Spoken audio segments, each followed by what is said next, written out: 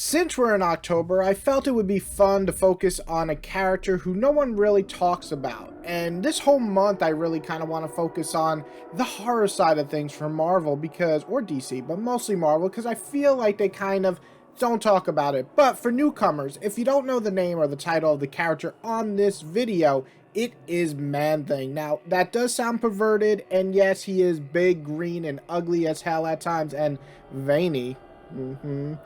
But he is not Swamp Thing, despite many comparisons from people.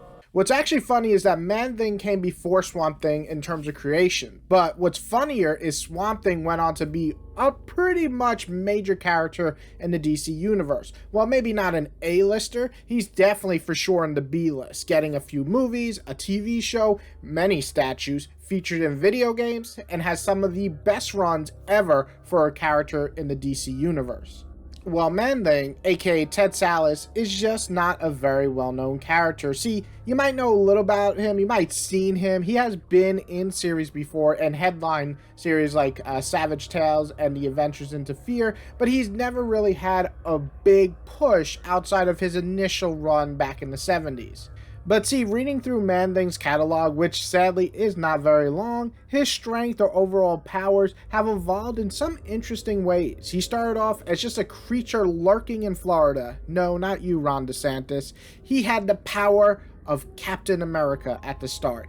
But in later stories, his strength goes far beyond that, going head to head with monsters so powerful that Cap would need to call the Avengers just to stand a chance. See, my focus of this video is I do want to talk about why I consider Man-Thing such an untapped and potentially interesting character. While his cult classic series written by Steve Gerber was solid and it had some dark elements that I liked, I think it was a product of its time. It's cheesy at times, overly written, not enough personality is given to the Man-Thing to make him stand apart, which, you know, is a little hard when you're just a hulking creature of swamp.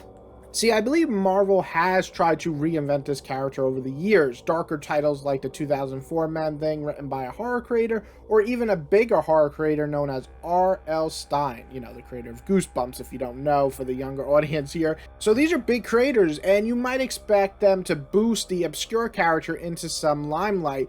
There's just one problem though. The series that were produced by both of these were just okay at best, and they're also over 10 years apart. Like, come on. Here's the thing, Man-Thing should be a character held in higher regard. He is the guardian of the nexus of all realities. Now, this makes sense as he's probably the least ambitious person in the world, and so him being a protector or guardian of all the realities is a neat idea. On top of that, with multiverse being such a big thing in comics and in movies now, his role as a protector should get more focus, at least a bigger impact. But in the last few years, besides being a side character in Weapon H, which, yes, that is a fun story, even though it just has like a Hulk Wolverine thing going on, you gotta read it to believe it.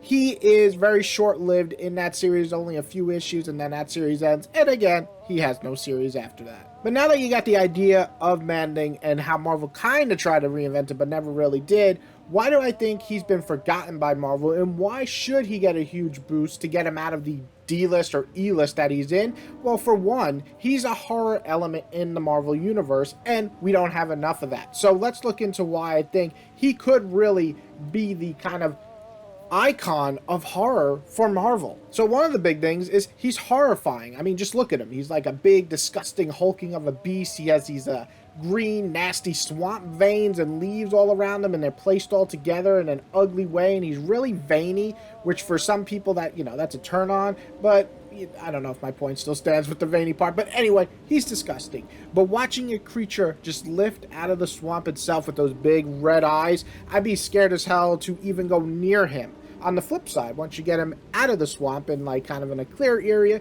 he is adorable because he's got these little big red eyes and this like big nose trunk thing. Kind of looks like an elephant monster. But anyway, in the darkness, in the swamp, he is horrifying. But my point stands, he's a darker, eviler looking creature in the Marvel universe, yet he never seems to pop up. We make plenty of horror stories with Carnage. We even get a few of Morbius. My god, why? And they're like one-shots and short series, sure, but they're there. So why in the hell haven't we gotten the same respect to a creature that literally looks like he belongs in the monster horror movies? Okay, but you're sitting there like, what's his power? Well, I already covered the multiverse angle, and you know, he has the super strength. He is actually immortal, pretty much. You could like burn him up and he just gets regenerated. So he's immortal, which is cool. But there's one power that I always found so interesting, but it's not used in enough interesting ways for me. And that is his burning power. Basically, if you know fear or are you fearful, you are burned. Now, imagine this creature just slips up from behind you, you know, you shit your pants and then turn into a flaming pile of ashes and smells like shit. Well, that's some neat power. But for real, similar to Ghost Rider Stare, I love to see Man-Thing just use his power in interesting ways. Track down serial killers and see if they actually know fear or feel it. Find out if they really did it. Using such a power in a different way can really make and change things. And, you know, powers change all the time, and that could change with this. But I think it's a cool potential that lies in his power set to make some interesting stories. See, here's the thing. I don't know if Man-Thing will ever get the love that I think he deserves. When created in the 70s, he had a very lengthy success with that 39-issue run, but that was written in the 70s. Since then, no big crossovers, no miniseries that ever had the fame of like Vision, and he's just kind of not a team player, but he was put onto a team in Weapon H, which was actually fun, but again, short-lived. I think Marvel actually has no clue what to do with this character, and he kind of just slips back into the D or even E-lister for popularity. But I think that's a shame, because this character, from a design point and a power set, and also how long he's been around, and he's still around, and he's still in the universe of Marvel, feels just like untapped potential, if I'm being honest. Will we ever get a Man-Thing series, maybe? Will we ever get the popularity to grow so he can appear outside of like a Halloween special? Will he ever achieve the critical success of a character such as Swamp Thing? Only time will really tell. But I think Marvel should remember their horror side of things and give some of those characters some love.